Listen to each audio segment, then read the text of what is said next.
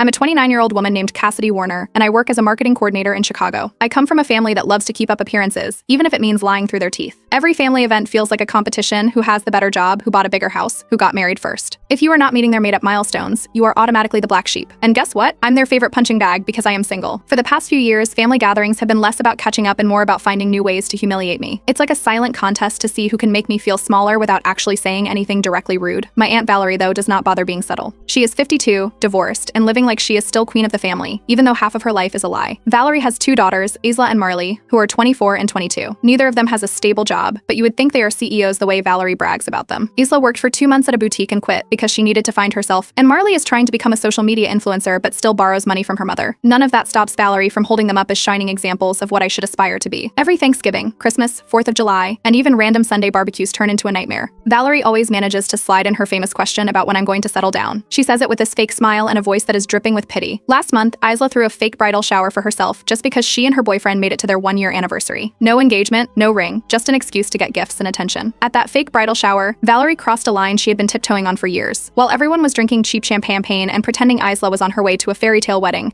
Valerie made a big show of looking around the room and saying, "Well, so, at least, one of our girls won't be a spinster." She said it loud enough that every single person heard her. There was laughter, a few awkward coughs, and a whole lot of people suddenly looking anywhere but at me. I laughed it off because that's what I have learned to do in that house, but inside, something snapped. I had been keeping a secret about Valerie for 2 years. I found out by accident during a work project where I had to search public court records. Valerie's divorce was not some mature, mutual decision. Her husband caught her cheating with a younger coworker and dragged her through a very public, very messy court battle. Court filings, local newspaper articles, the whole thing. I had stumbled on it without even trying. I never intended to use that information. It felt wrong to hold it over her, even though she deserved every bit of the embarrassment. I told myself it wasn't my business. But after that bridal shower, after she tried to humiliate me in front of everyone, I realized keeping her secret was giving her power she did not deserve. A few days after the shower, Valerie called me privately. I thought maybe she was going to apologize, but no. She told me she felt sorry for me. Then with a fake kind voice, she offered to set me up with her friend's 58-year-old brother, a man who had just lost his wife to cancer 6 months ago. And she actually thought it would be a good match because we were both alone. That was the final push I needed. I did not want to blow up at her or scream in front of the whole family. I wanted to be smart about it. I started gathering everything. I pulled the court records I had saved. I dug up old newspaper articles that covered parts of her divorce. I even messaged an old neighbor I still had on Facebook who confirmed that Valerie had been the talk of the block during that time,